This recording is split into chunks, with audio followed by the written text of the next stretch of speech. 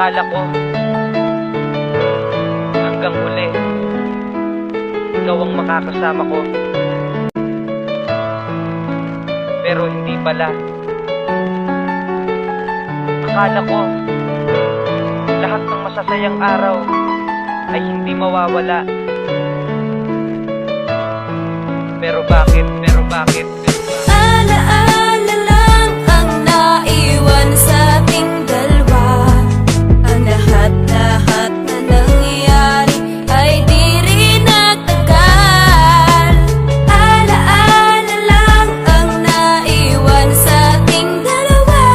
Kung nasan ka man ay hindi ka malilimutan. Kay sarap namang isipin na pag-uuwi ako, may babae na naghihintay sa pagdating ko. Ginagawa niya ang lahat para ang pagod mawala. Pinapasaya ako kapag ang mood nag-iiba. At iba talaga siya, oo, ibang-iba siya sa mga nakilala kong babae. Ewan ko nga ba, kahit di siya kagandahan at ayaw rin ng pamilya ko, hindi niya ko iniwan at hindi rin siya sumuko. Pinaglaban ng pag-ibig, pinaglaban ng pangako, pinaglaban niya lahat at tinupad at dinapa ko. Masasabi ko ang swerte ko dahil natagpuan ang babae na katulad mo. Kahit hinusgahan ka ng maraming tao, kesyo di raw tayo bagay, di mo nalang pinansin at hindi ka nakipag-away. Kaya't sanay kung nasaan ka man ngayon mahal, pinapangako sa puso ko di ka matatanggal. Alaala lang ang naiwan sa ating dalawa. Ang lahat-lahat na nangyari ay di rin nagtagal. Alaala lang ang naiwan sa ating dalawa. Kung nasan ka man ay hindi ka malilimutan.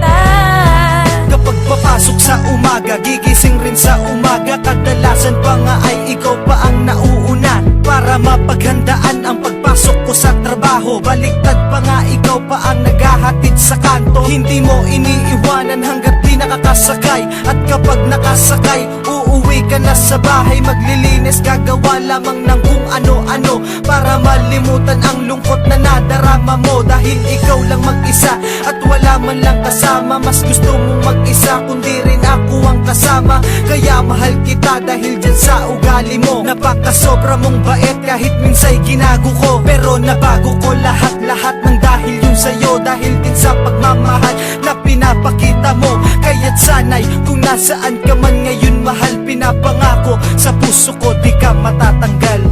Alaala lang ang naiwan sa ating dalawa. Ang lahat-lahat na nangyari ay di rin nagtagal. Alaala lang ang naiwan sa ating dalawa. Kung nasan ka man ay hindi ka malilimutan.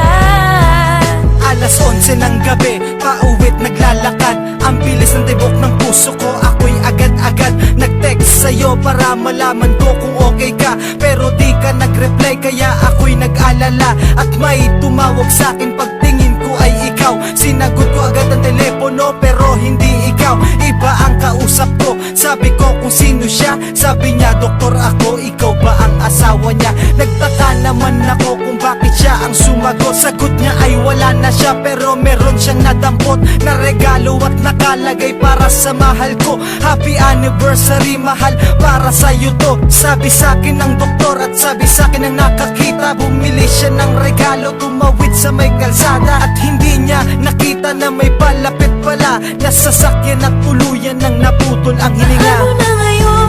Wala ka na